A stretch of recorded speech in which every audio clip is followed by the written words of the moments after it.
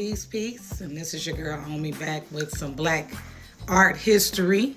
And pictured and featured today is Miss Jackie Orms. So we're going to talk about Miss Jackie. Miss Jackie was born in Pittsburgh August the 1st in 1911, and she lived to December the 26th, 1985. Researching this lady was so super fun. She was not only a journalist, but she was a cartoonist. She is noted to be the first African-American cartoonist in the U.S., widely known as this. She created cartoons that directly challenged the racist tropes and stereotypes that were applied to our people, like we were dumb, that we were lazy and these things. So she created characters for comic strips she wrote for the Chicago Defender, among other newspapers. But the Chicago Defender was the largest. She was self-taught, which is very interesting to somebody like me who was also self-taught. So she did not receive a formal arts education. And she did murals as well. I did not pull up any of her mural work, but I am going to show some of her artwork, so hold tight. So this is one of her Patty Joe and Ginger comic strips, one of the frames, or one of the cartoons that she put out. She was very clever. Her Patty Joe character actually became a doll, and I'm going to show you a picture of Miss Jackie holding the doll. But her Patty Joe doll became the first African-American doll based on a comic character. Yes, there were other black dolls, but this is the first one that they created based off her character. Her comics, again, showcase themes challenging segregation. She advocated for equal treatment of black people, and she also highlighted women's rights, and a lot of times she did it through Patty Joe and Ginger. Miss Jackie used her artwork to highlight the fact that black people were not only intelligent, but could be successful. We lived rich lives. And for that, and because she attended some speech or another, of course, she also what? Let me hear the class say. She had an FBI file. The CIA followed her. They monitor her.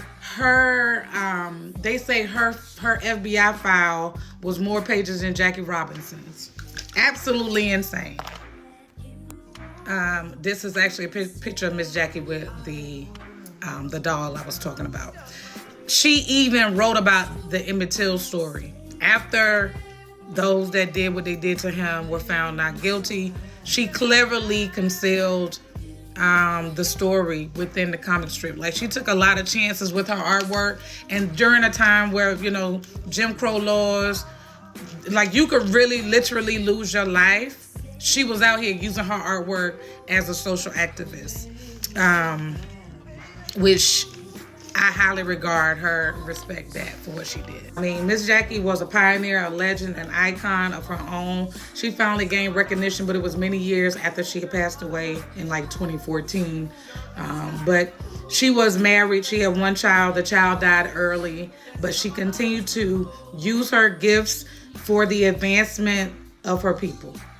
That is, again, I'm sharing these stories. For one, I know y'all ain't hearing about these people. For two, art is my life. For three, I am also an artist that uses her talent to not only showcase what is being done or has been done, but also to highlight the beauty, the richness, the complexity, the multiple cultural aspects of black people in the diaspora. It is important for me to use my work as a tool for the liberation of my people. Period, point blank. If you are not concerned with liberation, I don't know what else could happen for you to find that to be important. But every time I show up in a space, I'm going to take up space. In my 9 to 5, a lot of times I'm quiet, I'm doing my work. But as you can see, I'm going to show up. You feel that I don't have to say much. The energy gonna speak for itself. But that is why. So I don't know who will be the next artist that we will highlight. But I am enjoying doing the research and writing the notes and learning more about these Black artists as well. It's very important to me.